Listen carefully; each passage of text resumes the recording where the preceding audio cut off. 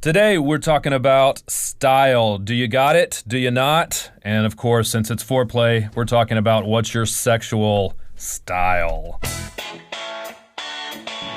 Hello again, and welcome to Foreplay Radio Sex Therapy. I'm your host, certified sex therapist Laurie Watson, author of Wanting Sex Again, and blogger at Psychology Today and WebMD. And I have with me Dr. Adam Mathews, my co-host, who's a couples therapist, psychotherapist, and president of NCAMFT. Foreplay is dedicated to helping couples keep it hot. Thanks for listening. Now on to today's topic. Adam, I want to know about sexual style. But I actually want to know first about your weekend alone with the kids. I know, I was. All about the trauma. It was trauma. It was ballet trauma.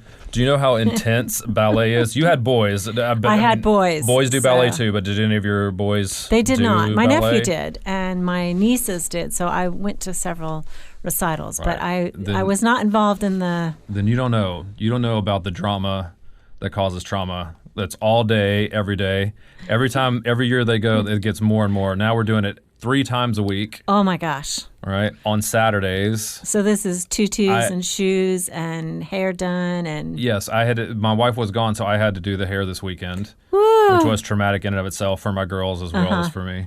And then you got all the money to raise, so I'm going to need $100 from you. Okay, so thank you. okay, I'm yes, going to sure. advertise in the Sure. in the ballet ballet program. Okay. And I had to sign up to help, so I've got to be backstage now at all these shows, the Nutcracker. And I have to sell tickets, so you've got to come to I would love to come. You've got to come to the Nutcracker as well. I would love that. Anybody out there, you want tickets to the Nutcracker? You want to come see the Nutcracker? I got tickets. And I got loads and loads and loads of tickets. Fair warning, it's like 8 hours long. But you could come if you want to come see. It's actually they've got really good dancers. But that's great. Yeah, but my kids are on for like 10 seconds. So I sit there for 8. Are they mice or are they little toy soldiers? They've been everything. They've done it all. Yeah. Well, my youngest was a mouse last year. Aww. They've been gingerbread people. They've been snowflakes. They've been angels. I think this year they're sheep. All kinds of animal kingdoms and things going on. So it's fun. It was fun. I was a ballet dad this weekend. It was super fun. I bet it was. Yeah, and it causes trauma. So let's talk to everybody about these patterns for initiation and how they make love and how they get together and what that style is. I want to say it is a weird transition going from talking about kids and ballet to sexual styles, but that's okay. Let's do it. So first of all, we want to thank Barry McCarthy, who is a sex therapist, and actually he's local to us in Chapel Hill, and he has originated a lot of these ideas that we're going to be talking about. Thank you. How would you define sexual style? What are we talking about when we talk about sexual style? So, I think it is a pattern that is probably familiar. Most couples have one sexual style that they lean toward, and maybe on occasion they do something else. For instance, maybe they have like a sensuous style. And so when they make love, lights are out. It's, last thing before they go to bed. There's kind of this comfort, pulled inside themselves, not necessarily high connection, but a sensuous body connection, and so that might be one style. But then the weekend comes, they go out for drinks, they come home, maybe they both dress up or she dresses up, and they're looking at each other, there's lights on, there's more drama. That's a higher erotic style, but maybe they don't do that sort of as their meat and potatoes. Right. They do that more occasionally. Yeah, so it's really all about how they engage sexually and how the patterns by which they do that, right? Right. So Barry's going to talk about it being part of the way they initiate, how they pleasure each other, how they engage in erotic scenarios, the role of intercourse, afterplay that they prefer. Afterglow, right? Right. And the meaning that sex has for it in their relationship. That's how he's going to define it. So it really is about all of that goes together, and that every couple sexual style is going to be different, right? There's not going to be a right or a wrong way for their sexual style to happen, but knowing it can be really powerful, right? It can be something that can be very beneficial to them. Exactly. So the first style that he talks about is the traditional couple style. And, I think this is probably what most people grew up seeing in the 50s. They had sex once a week or several times a week. The man was the one who initiated. The woman was more receptive, open to his initiation. Their priority was on affection and an emotional intimacy, with eroticism taking really a lower priority.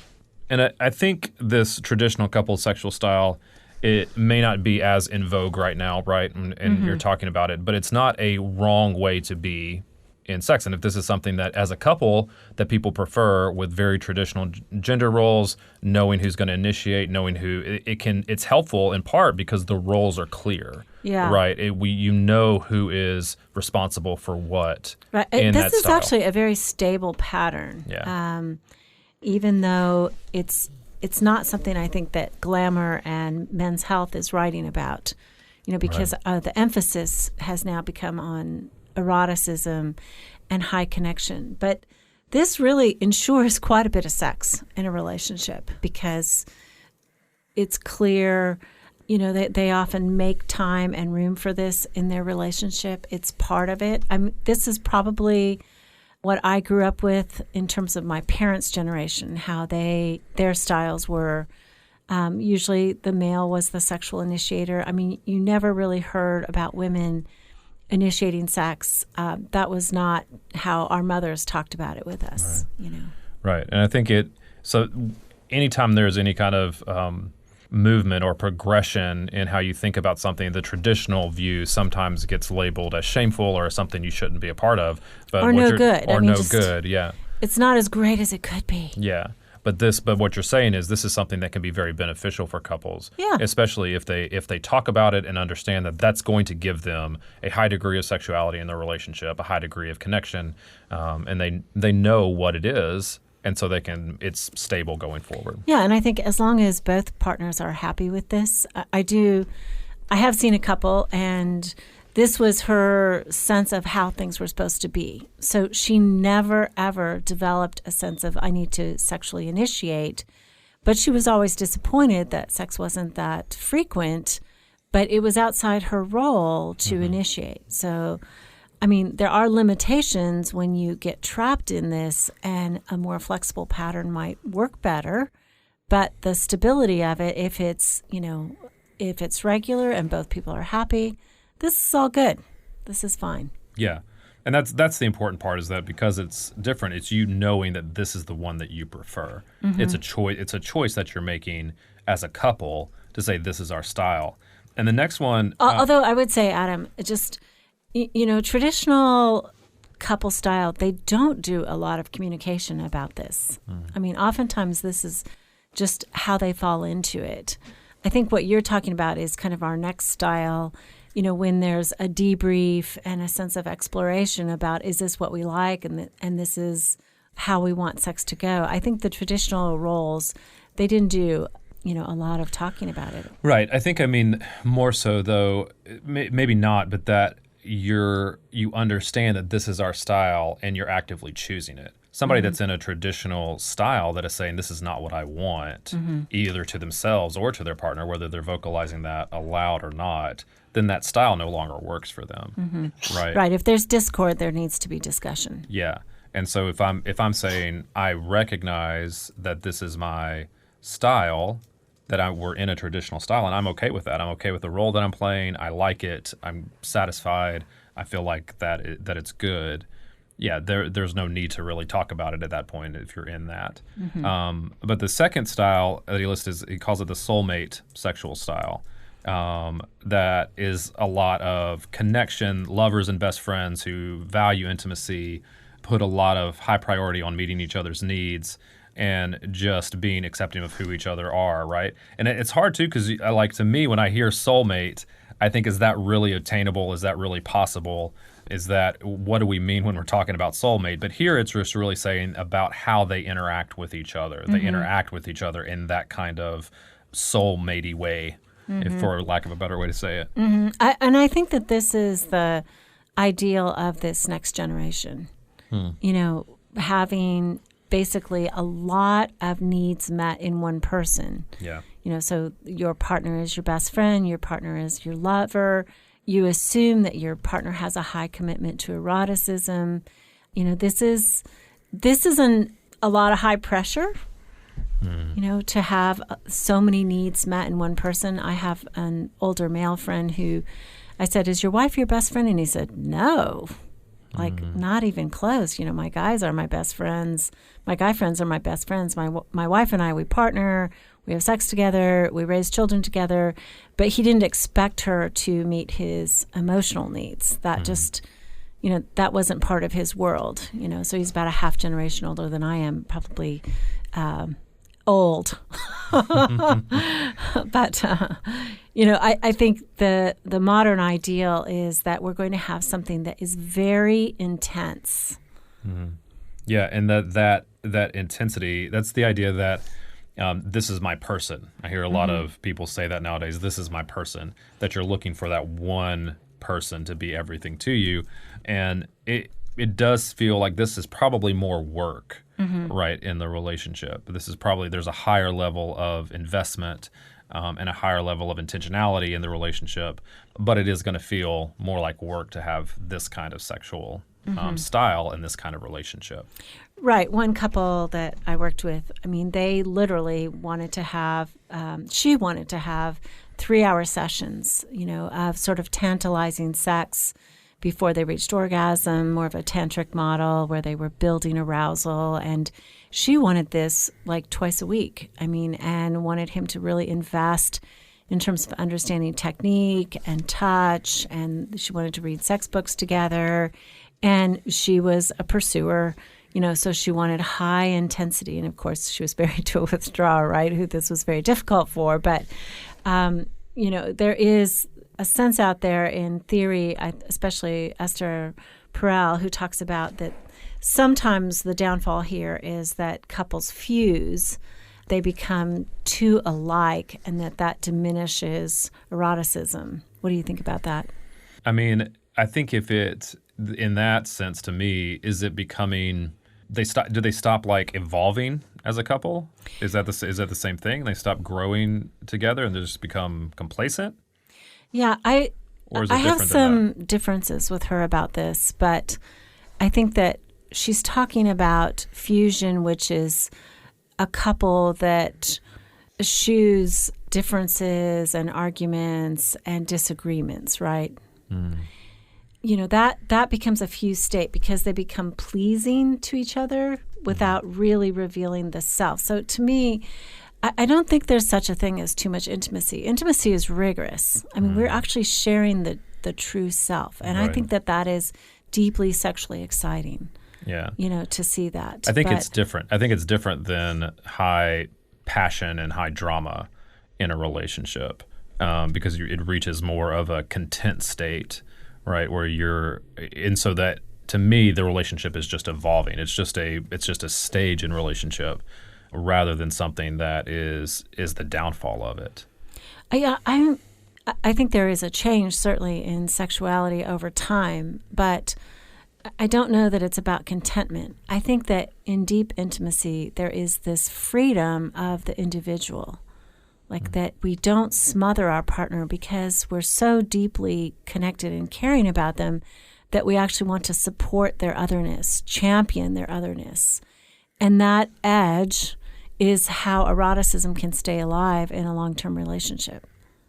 Does that make sense? I don't think it's about emotional closeness. I think she's talking about something when she says fusion, which is about a pseudo-intimacy. Because true intimacy, there's space, right? In attachment, when somebody, there's like two parts to attachment. There's coming home and going out. And when we're attached to somebody deeply, we can feel safe with them, and we can also feel their support when we go out and do our thing. And I think that place is the most secure place. And also I believe that place allows for experimentation, new ideas sexually. It can be very exciting. And I don't know that I would disagree with that. I just think that I would wonder how long you can actually sustain that. Like if that's sustainable long term. in that kind of eroticism and excitement, just that piece of it.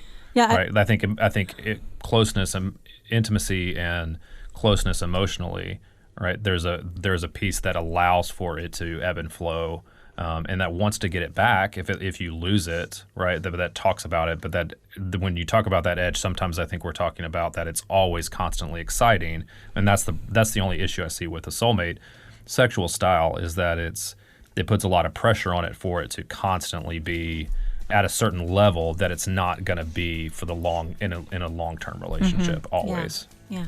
So. Well, yeah. Okay. Let's come back after the break and talk some more. So we want to remind all of you that we are thankful for the way you've shared the podcast. We continue to grow. It is our greatest honor when you share with a friend the work that we're doing in trying to help people so that they can make positive changes and strengthen their marriages and their partnerships. And I think the last thing we'd like to say is both of us are doing intensives. So if you would like to work with us, let us know and call our centers. You can find us at foreplayradiosextherapy.com. And if you like what we're doing and want to help support us, we'd love for you to rate and review us on iTunes. So thanks for listening. Okay, we're talking about sexual styles and kind of how couples arrange themselves in particular ways for their initiation, the way they make love. And this third style is kind of the erotic couple sexual style. Barry McCarthy, and I'm also drawing on David Schnarch, there's this type of sex that really the priority is on high eroticism. And so they are thinking about their passions, and oftentimes this couple is sort of dramatic. They fight and they have high drama in general because they're so intense. They also have very, very hot sex, but they also have a lot of lows because they're a more volatile couple. There's only been a couple couples in my practice where I've seen this. One couple I knew just fought like cats and dogs. I mean, could not maintain a stability, but they always had great sex. And that was from her and from him.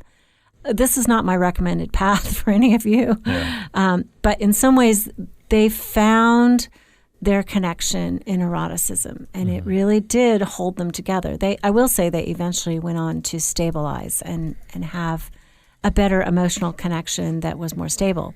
Yeah. But I think oftentimes couples, this is probably what people think about in early sex. There's a lot of projection of imagination about who the partner is to you. Maybe they use sex toys, they use sexual fantasies. They act out sexual fantasies. Yeah, this could often be the couple that's on again, off again, on again, off again. They may have had multiple breakups and come back together again because it can be that's just the low results in this dramatic I'm never talking to you again, right? I never want to see you again type of split. But then they come back together. They have passionate sex, and they kind of can't stay away from each other. Yeah, they thrive on intensity. Yeah, and I don't know that I would say this is fine. I think this is difficult for a long-term relationship because it's exhausting. Yeah, I think it can result in a long-term relationship, but it's a lot more work and it's a lot more explosive. And I think, to me, my fear in this type of style is that you're going to inflict a lot of hurt on the other person, right? If each person is very resilient and the sex covers up and makes up for that, then there's a possibility for it to continue. But I do think oftentimes it inflicts wounds and injury onto the other person that can be difficult to recover from. But in this case, this sexual style, the sex is great, right? It's that high passion type of movie sex that may or may not be sustainable. Yeah. And our fourth style is kind of a complementary couple sexual style. Could you talk about that a little bit, Adam? Yeah, I think a complementary that simply means that it fits, right? That they both feel like they are free to initiate sex, to say no, to talk about their fantasies, to both understand what turns them on in the relationship and to share that. they kind of egalitarian. Yes. Versus the traditional where there's a role discrepancy, maybe based on gender, but this is really an arrangement of equals. Mm-hmm. Yeah, they both take each other's needs seriously and look to respond to each other's needs, right? They're responsive to each other, and so they probably have it's just more shared, right? The responsibility for the sexual relationship is shared between them. Right. Each of them takes responsibility for their own orgasm. They're not saying, give me an orgasm.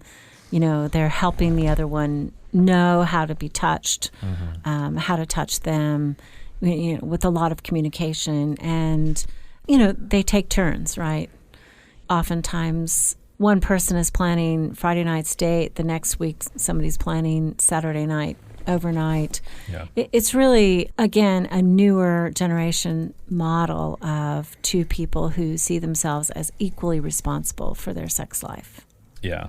And the danger for them is simply that it becomes stale, like that there's not a lot of fresh input, especially then they could start to cruise a little bit. All right. And so I think ideally, this sexual style, they're constantly checking in. I mean, not constantly, but every now and then they're checking in to make sure that they're still both really satisfied with where they are.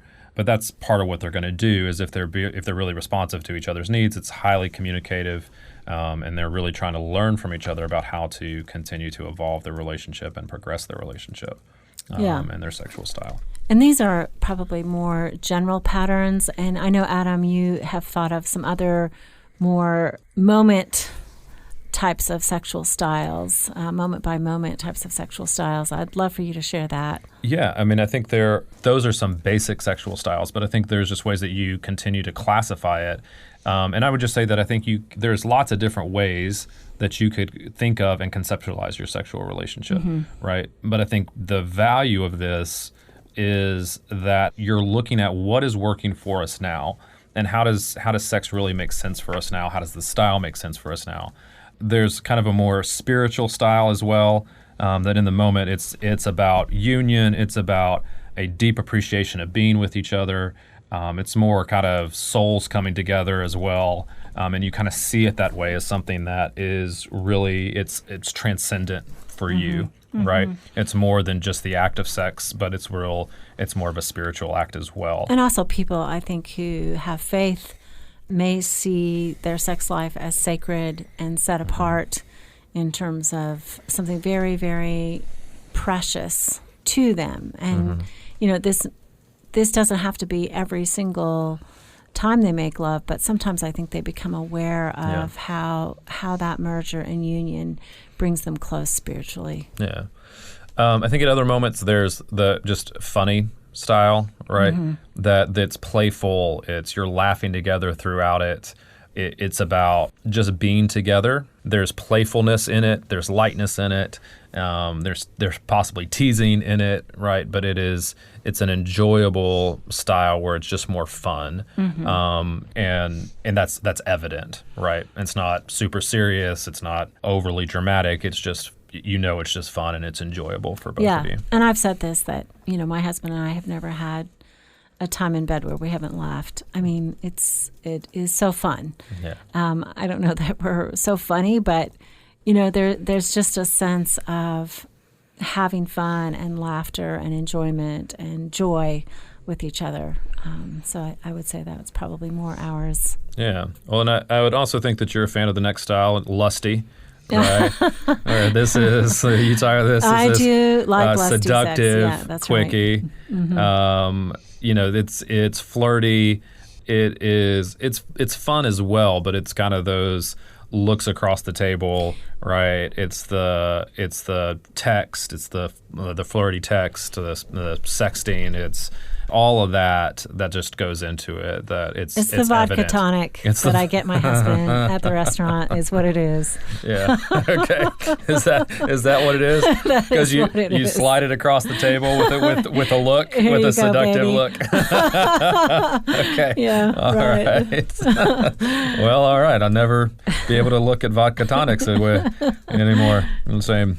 And then there's the tender kind, gentle, romantic, romance novel type of sex, massages, light touches, just to focus on each other, very slow, very tender, very caring type of style as well that people may be into. And your last bit is the fantasy, right? Yeah. This is sharing those with each other, acting them out, being into fulfilling the other's fantasy, right? For sure. And it's being experimental, right? It's looking at if my partner has a fantasy, then it's worth exploring and worth fulfilling and seeing what that does for our sex life and for our relationship. And I would just say exercise caution that the fantasy that you're sharing makes your partner feel good about themselves. Like I had a friend who shared with his wife his previous fantasies about young teenage sex that he had.